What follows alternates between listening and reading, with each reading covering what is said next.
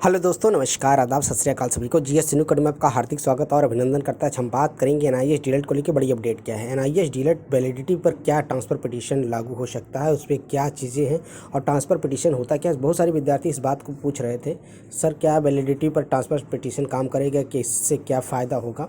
तो चलिए बात कर लेते हैं ट्रांसफ़र पिटीशन में 14 लाख विद्यार्थियों को इंसाफ को लेके, और इसमें से क्या फ़ायदे होंगे या क्या नुकसान होंगे, क्योंकि अभी तक सिर्फ रिव्यू पिटीशन और ट्रांसफ़र पिटीशन की बात रह गई है। तो ट्रांसफ़र पिटीशन क्या होता है इसके बारे में भी बात करेंगे, और रिव्यू पिटीशन को लेके क्या अपडेट है। पहले बात कर लेते हैं ट्रांसफ़र पिटीशन को क्या, और ट्रांसफ़र पिटीशन होता क्या है।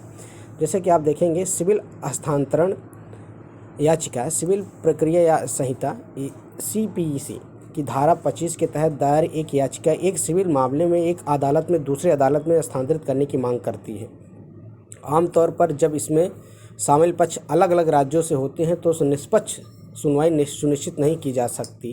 तो मौजूदा अदालत में, कहने का मतलब है कि बहुत सारे केस अगर अनेक राज्यों में हाई कोर्ट में चल रहे होते हैं तो उनको उस केस को लेकर एक साथ सुप्रीम कोर्ट में अगर उसी की सुनवाई हो जाए तो दूसरे को ट्रांसफ़र पिटीशन, इसके लिए विश्वनाथ जी की टीम ने एनआईएस के मामले में ट्रांसफ़र पिटीशन के माध्यम से सुप्रीम कोर्ट में एक एंट्री करा रहे हैं। खुद देख लो कि याचिका की सुनवाई हो सकती है। जैसे एनआईएस की सुनवाई सुप्रीम कोर्ट में 100% होगी। अब भी लोग सोए हुए हैं, क्या ही कहें, सभी निर्जीव प्राणी बने। कहने में लोग बार बार देखेंगे कि ये आप विश्वनाथ जी की बार बार मांग कर रहे हैं कि इसके लिए विद्यार्थी थोड़ा सा सहयोग करें, और सहयोग करेंगे तभी कहीं ना कहीं वो सारी प्रक्रिया करा पाएंगे। क्योंकि जितने भी हाई कोर्ट में एनआईएस डीएलएड के केस लंबित हैं या फिर पेंडिंग में हैं, उन सारे केसों को एक साथ अगर सुप्रीम कोर्ट में लाया जाएगा तो सुप्रीम कोर्ट डायरेक्ट एसएलपी ना करके उसमें सुनवाई कर सकता है। कहने मतलब आप समझ सकते हैं कि ट्रांसफ़र पिटीशन वहाँ पे होता है जिसमें बहुत सारे हाई कोर्टों में जो एनआईएस डीएलएड के केस हैं एक साथ सुप्रीम कोर्ट में बात की जाएगी, सुप्रीम कोर्ट में पहुंचाया जाएगा ताकि उसकी सुनवाई हो सके। जैसे कि आप देखिए, पश्चिम बंगाल, बिहार में जो नई एसएलपी डाली गई तो उन्होंने कहा नहीं, अब चयन के माध्यम से आइए।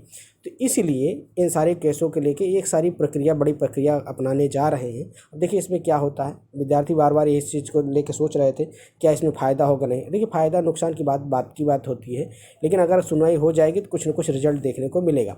जिसमें अब मेन इसका लीडिंग रोल में है विश्वनाथ जी, जो कि उत्तराखंड से हैं। इन्होंने रिव्यू पिटीशन डाला है और रिव्यू पिटीशन के साथ साथ इन्होंने ट्रांसफ़र पिटीशन की बात मांग की है, क्योंकि उनके वकीलों ने इस चीज़ को लेके बताया था कि हम ट्रांसफ़र पिटीशन के माध्यम से भी सुप्रीम कोर्ट में सुनवाई करा सकते हैं। तो कहने का मतलब आपको इस चीज़ क्लियर होगी ट्रांसफ़र पिटीशन क्या होता है।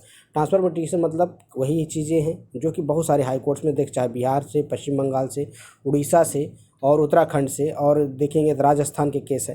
तो ये सारे केस एक साथ जाके सुप्रीम कोर्ट में सुने जाएंगे कि एनआईएस डीएलएड के कितने सारे विद्यार्थी हैं, और इन सब की समस्या वही है जो कि एनआईएस डीएलएड को अमान्य किया गया है। तो खबर यही थी। अगर वीडियो पसंद है चैनल को लाइक करें, ज़्यादा से ज़्यादा अपने दोस्तों में शेयर करें। शिक्षक भर्ती की अपडेट के लिए चैनल को सब्सक्राइब कर लें। मिलते हैं नए वीडियो के साथ। जय हिंद साथी, नमस्कार सभी दोस्तों को, थैंक यू।